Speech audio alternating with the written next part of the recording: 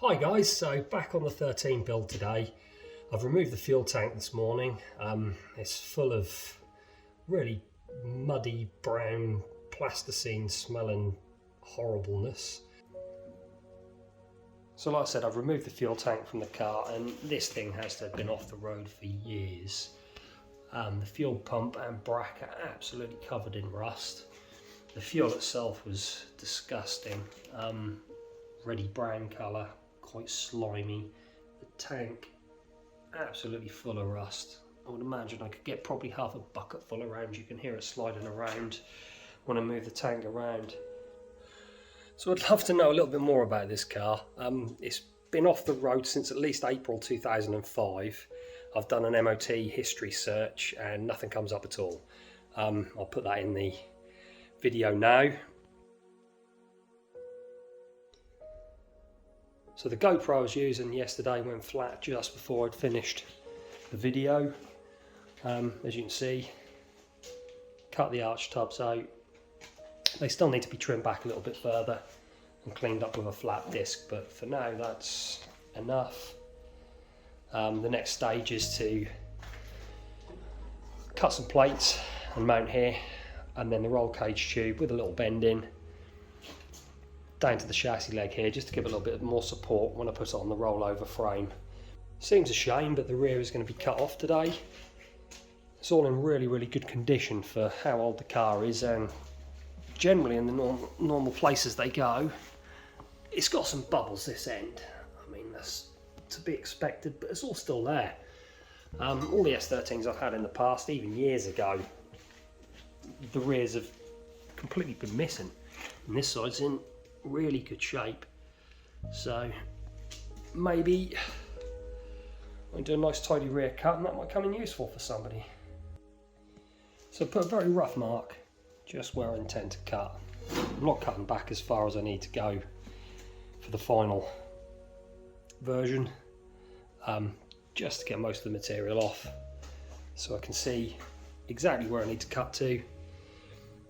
I can order all the fiberglass, work out where that goes and cut as much as possible out to save weight and also to prevent serious damage when I inevitably crash it into something. A lot of drivers like to leave the rear end in steel, but for me personally I prefer to cut it all out and replace with fiberglass. You can then create an impact protection system that will squash in stages. It just prevents the accident from pushing all the door shut lines and everything. You do have to plan for accidents with drifting. You don't intend to crash, but it just happens at times. So I think how rare these shells are nowadays, how much work is going to go into this, it's worth just spending the time and the extra money to prevent having to do this all over again in the future.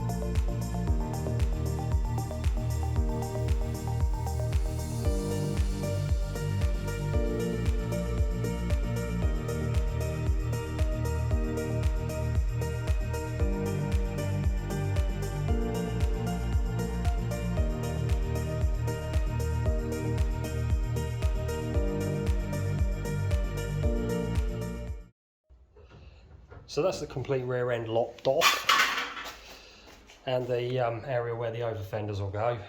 Like I said, I've left it a little bit further than I need the area to be. I can trim back more than that. So that's the back lopped off. Need to chop some more out yet, but the main thing is getting through all the areas you need to, so you can actually separate the rear end. And there's quite a few areas with the rear pockets and everything and chassis rails you need to get through. Always forget it's more of a job than you think it is. The chassis rails themselves can be cut back further. All this area will be cut back further, but for now it's out of the way. Also, the area where the rear over fenders are going to go, I've left a lip all the way around. This can be trimmed back a little bit further, but that'll be the part of the body that picks up the over fenders. I use riv nuts for that. All the inner sills are absolutely perfect. There's no rust in there at all, so I haven't found anything nasty, which is quite a relief, to be honest. This shell is really in quite good condition. I felt a little bit guilty cutting the rear end off how good it is, in all honesty. I think pretty much every time I've cut the back out with an S13, I've forgotten that this little lump sticks out. It picks up the subframe mount. Haven't cut too far into it, I can just weld a little plate over that, but I make that mistake every single time I do one. So that's as much as I feel comfortable with cutting out before getting some bracing back in there again. I'm going to go further with the inner and outer arch tubs. I'm going to take them right back up here, take all this material out here, and then a little bit of bracing back to here, just to support the rear over fenders. There'll be plastic windows anyway, so it doesn't matter if they flex a little bit. But before any of that, I want to weld some plates on here, put a rear strut brace in all the way across. But what I think I'm probably going to do is draw up a DXF file to go round the strut top with a bend in it to come down here, so the strut brace and the strut top are all tied in together, just to reinforce this area for the coilovers, because obviously it's a lot harder than standard suspension and it's quite old steel.